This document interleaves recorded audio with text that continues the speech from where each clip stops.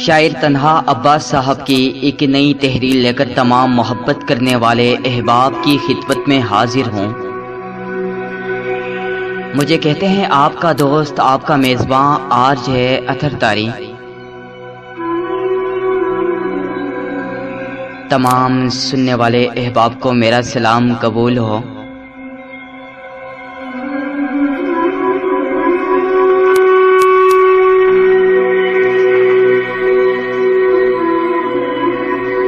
मेरे भाई कहते हैं मैं फौजी नहीं। एक रोज मेरी तबीयत खराब होने के बाइस मुझे किसी हॉस्पिटल में दाखिल करवाया गया।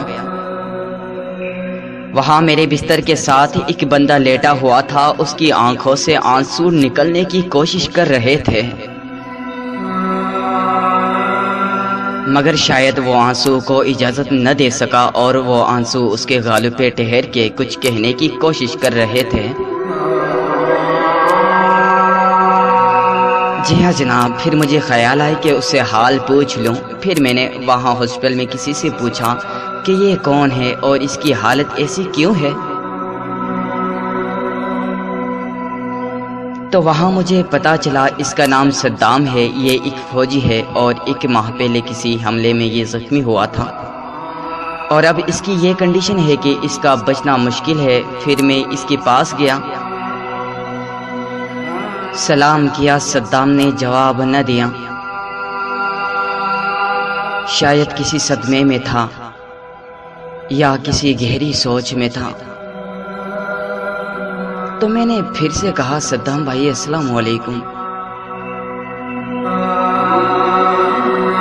तो उसकी तवज्जो मेरी तरफ हुई। फिर सद्दाम ने मुझे मेरा हाल पूछा। मैंने खैरियत बताते हुए कहा, आप बताएं, आप एक फौजी होकर और इस शहादत के मकाम पे आकर इतनी उदासी का सबब क्या है। जी हाँ जनाब, उसने घबराते हुए बिल्कुल गमगीन लहजे में कहा,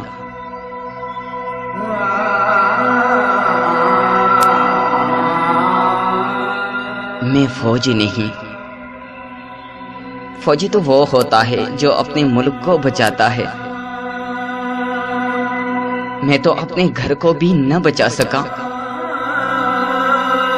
फिर मैंने कहा, आपके घर वालों को फख्र होगा आप पर जनाब, आप इतना उदास न हो। और जी हाँ जनाब, और इस मायूसी की वजह फिर उसने अपनी दास्तान से पर्दा उठाते हुए कहा कि मैं एक गरीब घराने से ताल्लुक़ रखता हूँ।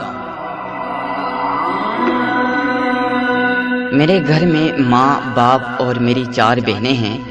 मेरे वालिद ने बड़ी मुश्किलों से मजदूरी करके हमें पाला और घर का काम भी वो खुद करते। मेरी माँ टांगों से माजूर है।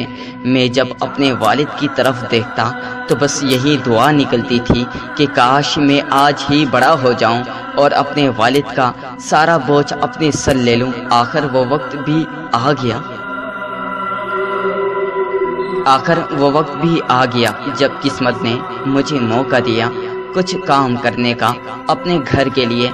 पर शायद गरीबों की आजमाइश भी बड़ी गरीब होती है। वो जब आती है खाली आती है। सारे नुकसान हमें खुद ही उठाने पड़ते हैं। बल्कि गरीब तो वो होता है जो आजमाइशों की फहरिस्त में भी इजाफा करता है। मुझे वालिद ने बड़ी मुश्किलों से इंटर तक पढ़ाया और साथ में मैकेनिकल डिप्लोमा भी करवाया। मैंने भी दिन रात एक करके मेहनत की आगे पढ़ाई के लिए। न हैसियत थी न वक्त रहा।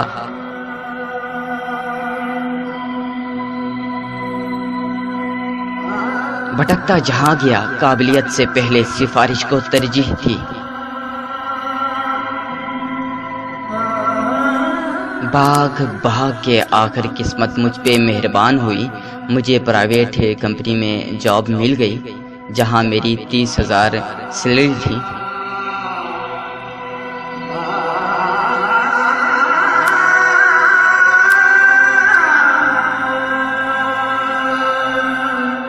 और फिर मैंने अपने वालिद को घर बिठा दिया और घर की जिम्मेदारी अपने सर ले ली।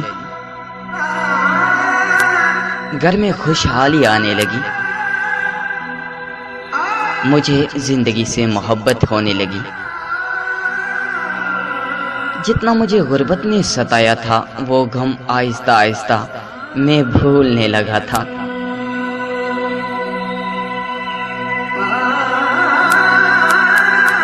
मुझे मालूम न था जो खुशियों का घर मैं बनाने जा रहा हूँ उसके दर पे ही दर्द का तूफान दस्तक दे रहा था।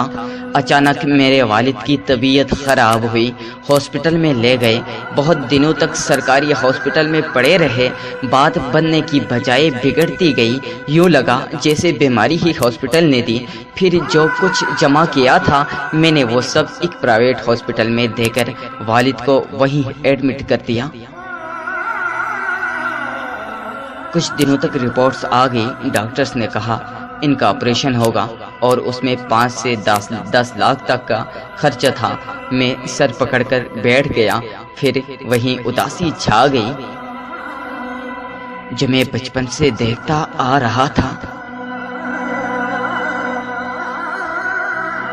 वही उदासी छा गई जो मैं बचपन से देखता आ रहा था। बस मैं समझ गया मैं अब उन्हें खो दूंगा।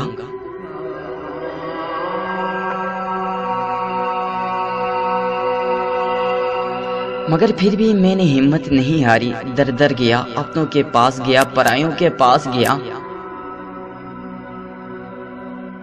मगर मजदूर के बेटे को इस दौर में कौन इतने पैसे देता है।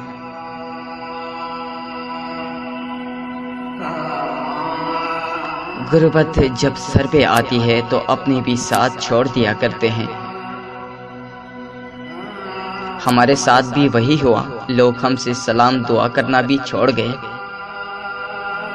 कहीं ये शख्स हमसे भी कुछ पैसे न मांग ले। गवर्नमेंट को अपील, हर जगह झोली फैलाई। आखिर अपना कंपनी के मालिक तक से मिला।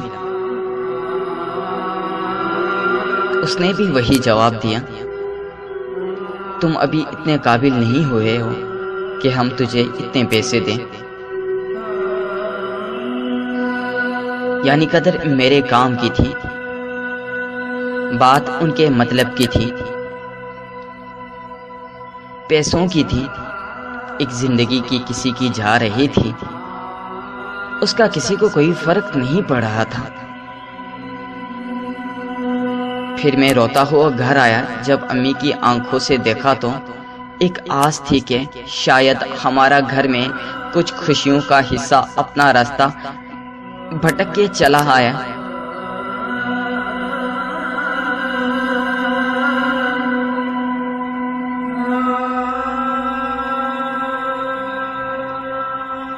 जी हाँ जनाब, मगर खुशी और सुख जब रास्ते भी भूल जाते हैं तो किसी अमीर की चौखट पर ही जाकर गिरते हैं। मैं परेशान हाल इधर उधर घूमता रहा। अचानक से मुझे एक शख्स मिला। मैं किसी रोड पे बैठा हुआ था। उसने मुझसे मेरी परेशानी पूछी। मैंने बताया तो उसने मुझे एक रास्ता बताया कि अगर तुम अपने वालिद साहब का इलाज करवाना चाहते हो तो तुम्हें 8 माह मेहनत करनी पड़ेगी।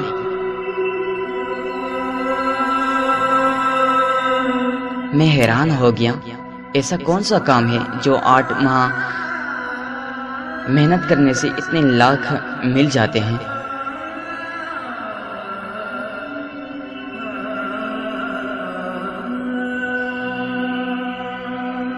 उसने कहा कल अपने डॉक्यूमेंट्स लेकर इस जगह पे आ जाना, मैं तुम्हें बताऊंगा क्या करना है। मैं घर आया, मेरे जहन में अजीब अजीब सवाल आ रहे थे।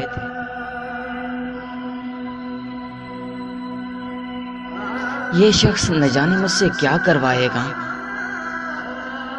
पर मैं इतना मजबूर हो गया था, शायद कुछ भी करने को तैयार था।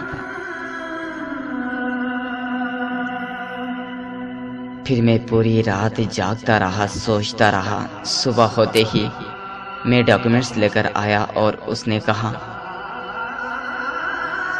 मैं तैयार हूँ।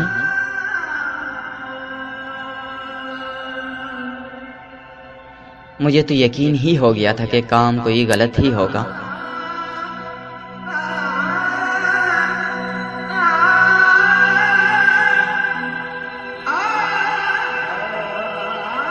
वरना इतने पैसे इतने से अरसे में कौन देता है। वो मेरा हाथ पकड़कर मुझे आर्मी के दफ्तर तक ले आया।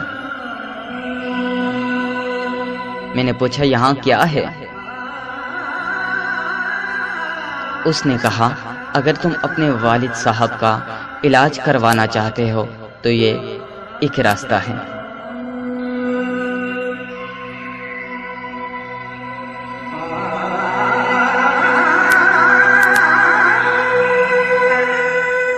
जी हाँ जनाब, बकिया किस्त इंशाल्लाह।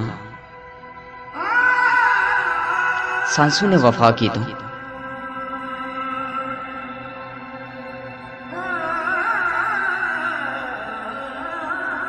बहुत जल्द आप अहबाब की खिदमत में शामिल करेंगे।